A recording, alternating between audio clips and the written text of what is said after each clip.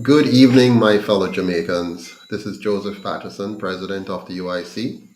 I'm just going to spend a few minutes with you tonight, just about 30 minutes, to talk about today and to share with you some thoughts I have. Hopefully, some encouraging thoughts that you can take with you into the weekend. As you know, we're going through a very difficult time right now in our country. Um, we're struggling a lot. There are lots of um, families that are suffering greatly from children not being in schools to uh, their employers pressuring them to take a substance into their bodies that they don't want to take, to a government that is out of touch with reality, and an environment which is plagued by gruesome crime and violence that is just escalating. And we seem not to have either a government or an opposition that understands the challenges that we're facing or who cares about the difficulties that are being meted out to us. So, yes, good night, everyone, and welcome to all of you who are greeting me here tonight. Godfrey, Renaud, Daniel, Francine, Joanne, world class. Thanks to all of you for being here. Uh, as you know, earlier this evening we had a number of Jamaicans who went out to walk, march, or gather in one form or another to protest. The UIC was not a part of the organization for that, but we fully support all Jamaicans in protesting for their rights. And you know already that we don't believe that you should in any way have to seek permission from the government or from the police to protest. So, hats off to all of you who went out today. In halfway tree, I heard, and I'm not sure if you made it to King's House or not. I haven't seen any news to that effect, but I really support and encourage um, everyone any day of the week to stage a protest against the mistreatment of Jamaicans by the government. Good night, Suzanne. Good to see you on. Vendetta, good to see you as well. And Richard Grant, big up my brother. Good to see you. Yeah. So as I said tonight, I just want to talk with you a little bit about um, how we're dealing with the challenges. How we're dealing with the challenges.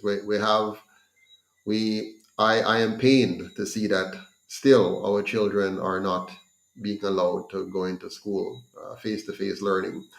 Uh, it's a huge problem, and our parents and our children are struggling greatly because of that. So I want to encourage the government to really reconsider and to stop pressuring and oppressing our children in the way that they have been for nearly 2 years now. It is really difficult. You can see the stress level rising. You can see the depression. You can see the state of disconnect, disbelief, as our poor children watch another year of their lives passing without being able to be at school with their friends. Those who are close to sitting exams, the stress and tension, will they be allowed to sit their exams? The pressure, many of them do not want to take the joke, and they're being forced by their school principals and teachers, by the government, that they need to take it in order to attend classes and they need to take it in order to take their exams. So this is really very bad. And the same stress and tension of parents at home who are going to work every day, and some of their employers are pressuring them that they need to take this as well. Please do not quit your job. And if you don't feel confident about it, do not take this substance. From all indications, from what I'm seeing, it is quite dangerous, and we don't know what the long term implications are. The UIC is pro choice. We are not for or against any medication, but we're totally on the side of you being able to choose your own medication and not be forced to take anything. There's also lots of question marks about this substance, significant question marks about the substance, um, especially about the long term implications. And as you can see, there's a lot of a lot of pressure around the substance to force people to take it, to bribe people to take it, with even lottery. So yeah, man, it's a serious matter, very serious matter. Good to see you, Mandy. Good to see you, Horace. Thank you for being on as well. I don't want you to give up. Don't feel in any way that you need to give up or give in. So far, the government has only been able to inoculate about roughly 15% of the population. They're trying to suggest it's more, but it's not. Many of those who have taken the first dose have not gone back for the second, and they've had to throw away quite a number of doses. So don't be pressured. Don't think that you have to take this thing. I'm not taking it. I'm 100% opposed to it because I think that it is not trustworthy. I cannot take a substance into my body which comes to me by coercion. Yeah, with governments and big pharma and big media around the world trying to deny me freedom of speech. If we can't speak up freely about this substance, why should we take it? Yeah? So please do not be pressured. I want you to know the UIC is here for you. We're going to stand by you. We're going to fight with you. And we're going to protect you as best as we can. No, we can't do it on our own. We need you to be with us, right? We need you to join us. We need you to join hands with us in the UIC. If you look at our logo, you'll see that our logo comes with two hands coming together, two hands shaking, two hands in agreement. So let us agree. Let us join hands and fight for dear life, because the truth is, we're never going back to normal. So don't let them trick you into thinking that if you surrender your last bit of territory, which is your body is your property. Don't let them trick you into believing that if you surrender your freedom to them for so-called security, that you're going back to normal. We are never going back to normal. If the UIC wins this war and prevent them from using force and fraud to inoculate 50, 60, 70% of us, if we win this war, we're not going back to normal. We're going to a Jamaica which finally will completely protect your right to freedom of speech, your right to freedom of movement, your right to freedom of choice.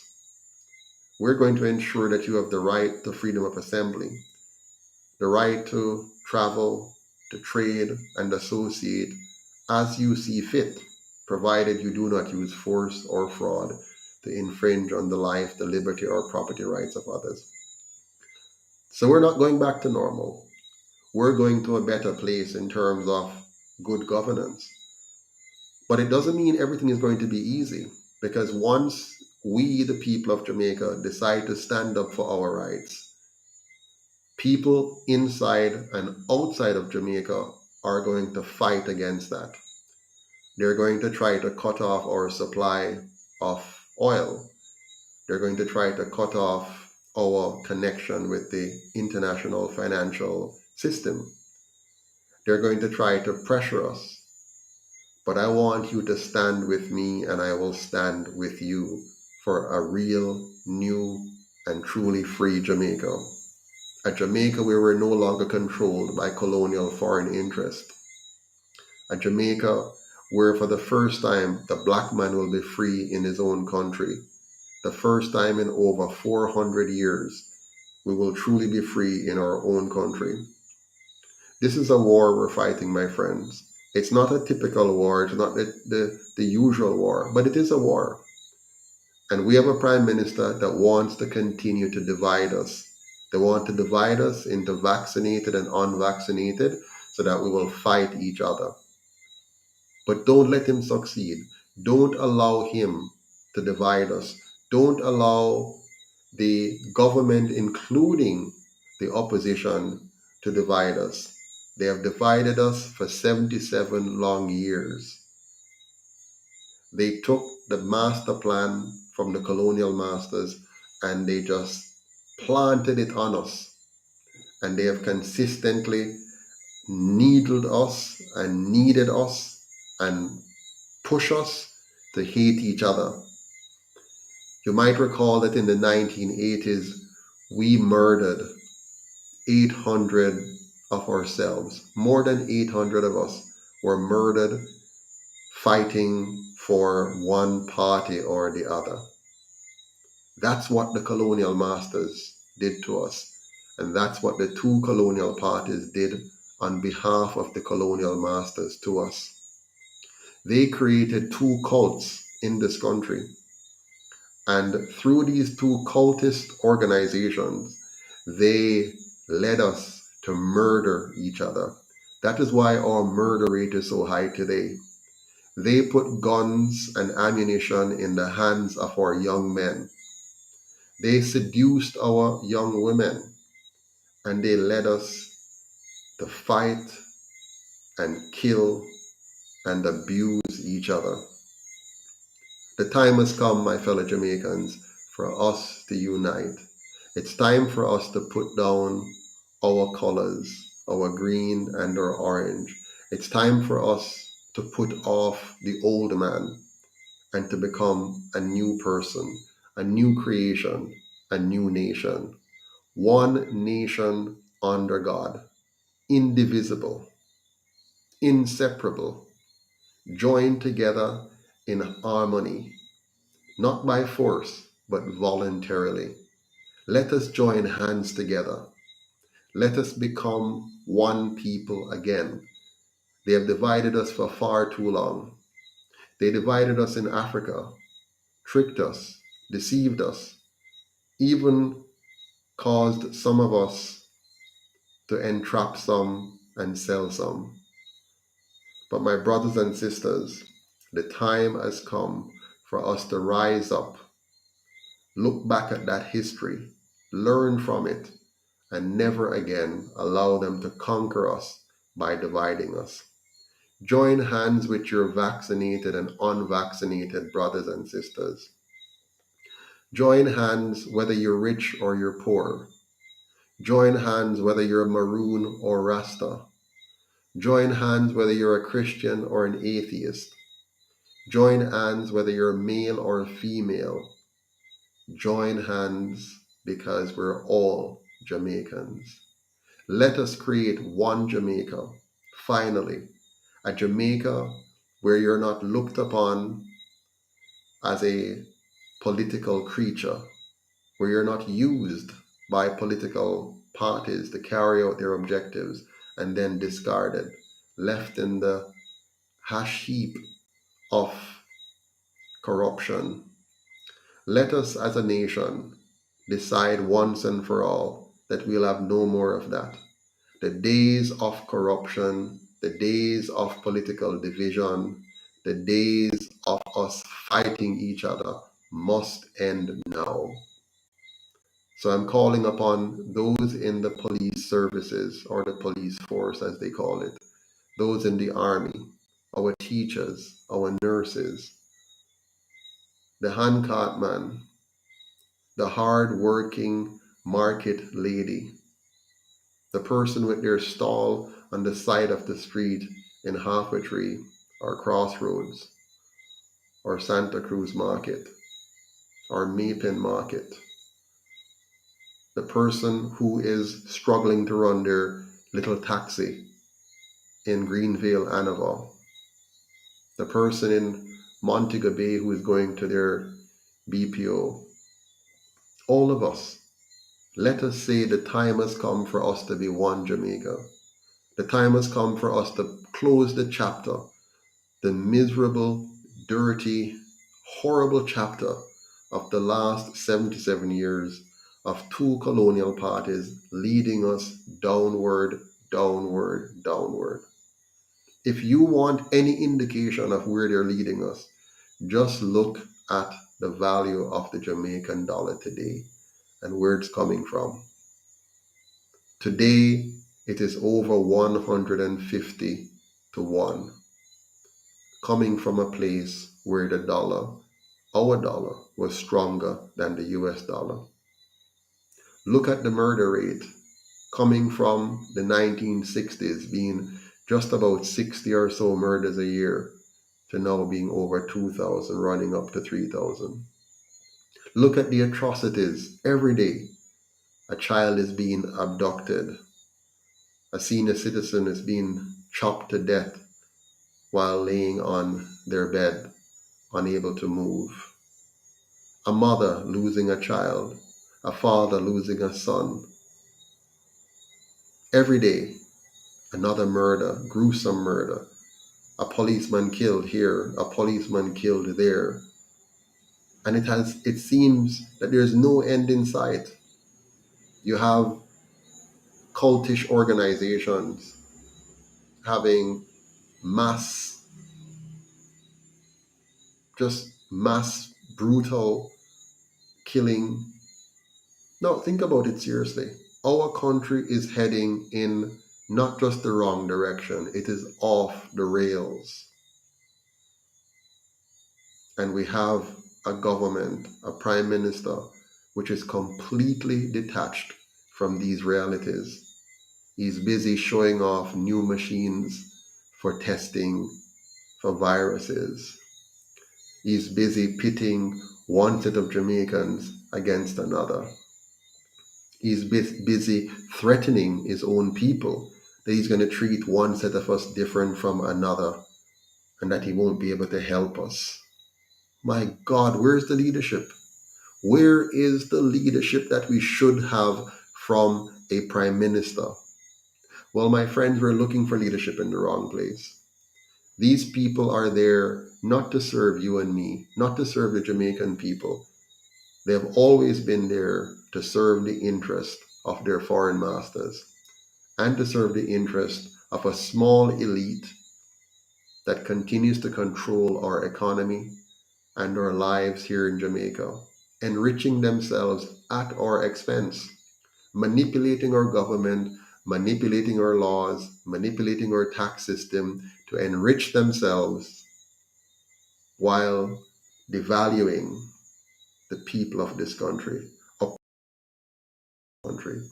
and then they come with their political tricks. Now some are offering and calling for 12,000 a week minimum wage. We don't want a minimum wage.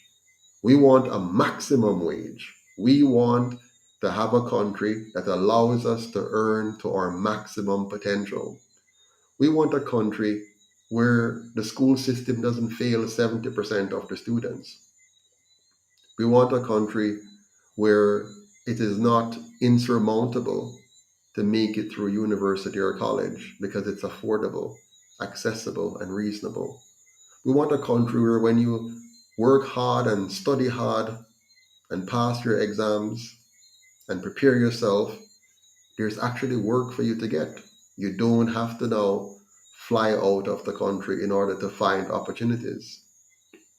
Yes, we don't want this trickery anymore. We don't want the continued trickery of government and opposition, where those in opposition promise us the world, and then when they get into office, they prove to be just as incompetent and inept or as wicked as those we displaced before. We're not doing it anymore. We're not going to be shifting between one side of the coin and the other anymore. It's time for us to throw out the coin altogether. It is a bad coin. The two colonial parties are just one side of the same coin, and it's time for us to remove them. It's time for us to create a new Jamaica, a Jamaica that respects the sovereignty of every single citizen, a Jamaica that brings out the best in all of our people, a Jamaica where there's equal opportunity, equal rights, and equal justice, a Jamaica where you don't lock up some people for breaking a law and don't lock up some who break the very same law. We don't want a Jamaica where if you're connected with those in office, you get special treatment, but if you're not connected with them, you're treated with disdain. We don't want a country where you have to depend on connection to move through life. We want a country where you move through life based on merit, based on your competences, based on your abilities, based on how hard you work. That's the Jamaica that we need. And so for far too long, they have been playing with us. For far too long, they have been playing with our lives. For far too long, they have divided us and distracted us while extracting our wealth from us. So, my fellow Jamaicans, I invite you to get up and to stand up and to fight for your rights. They're not going to give it to us. Freedom, my friends, is not something that anybody gives to you. We thought they gave us independence. All they did was to create a new system of slavery, mental and wage slavery. In 1944, they gave us so-called self-governance, but that was a trick. In 1962, they gave us independence, and that too was a trick. In 1838, they abolished slavery, and that was also a trick. You can't abolish slavery and leave the slaves without land, without education, and then tell them that they're free. You're not free if you don't have the financial means and the education to make the best of that so called freedom. So all they did was to make the slaves free to choose which of the existing masters they will work for. And so, my friends, once again, they want to trick us. There's nobody who cares about your health like you. There's no international bodies, there's no government that cares about your health. All your prime minister cares about is the money which has been offered to him to force you to take the joke. That's all he cares about.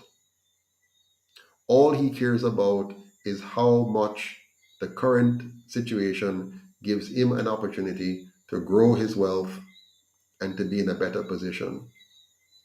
He knows that win or lose the next election, he will retire with a prime minister's salary because that's the kind of thing a former prime minister set up and which they have all enjoyed since. The prime minister, the opposition leader, the 63 members of parliament, the 21 senators, the 228 councillors, based on the current design of our system of governance, are not working for you. They're working for themselves, they're working for those who fund their political party, and they're working for their foreign masters who dictate their missions. The laws of Jamaica, the regulations of Jamaica, the systems of Jamaica are designed to work against you and me. If you're not in the elite, if you're not a part of their club, then you're on the outside. And everything they do, every law they pass, every regulation they put in place is designed to entrap you. The NIDS, the National Identification System that they're bringing in, is not designed to help you or to improve our lives in Jamaica. It is designed to carry out their objective of extracting your wealth, controlling you, and dictating your lives. Huh? The new digital currency that they're bringing in will not be there because they want to help you and improve your lives.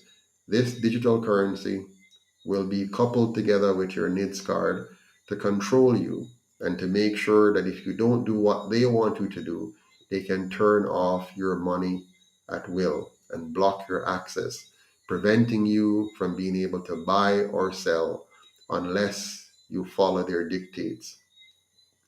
This injection that they want to put into your body, no doubt, is also a part of their control mechanism. It's not because they care about your health or care about your life. The vaccine passport that they want to implement, when they couple that passport, which will prevent you from traveling freely without them knowing your details and having your data in their database globally, and also having your NIDS information, which will again be in a database which is hosted and have access to by parties outside of Jamaica. So they'll have your NIDS information, they'll have your uh, so-called vaccine information, they will have your travel patterns, and they'll have control of your money. Once they have control of your money and your body and your movement, it's game over. So, my friends, the Prime Minister is a part of a diabolical system. He's a part of a system which means you and me no good. And they're prepared to do whatever it takes to lock you down into that system and to make sure that they extract your wealth from you, whether you like it or not. My friends, this is simply modern day slavery, a new form of slavery. And it's working. It's working. But we can stop it. They have not yet been able to juke enough of us, and we can stop them from juking enough of us.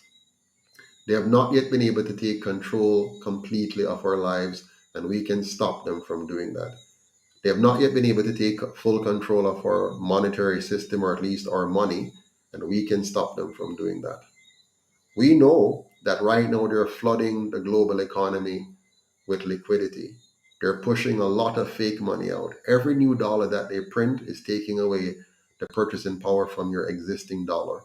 So you go to work and you work very hard and you slave and you bring home $50,000 for the month or $100,000 for the month.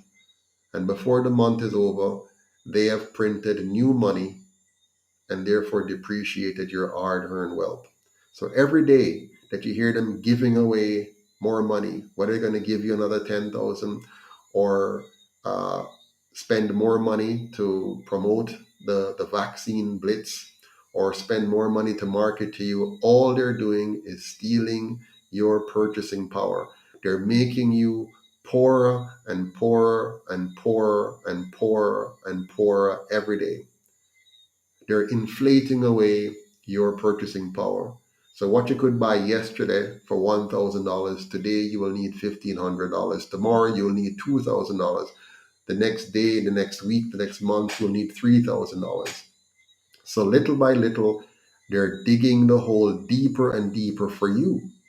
And then when it gets to the point where it is completely unimaginable, they will crash the monetary system and force all of us onto a digital currency platform. And once they force us onto that digital currency platform, they will then have the ability to switch on and off your money.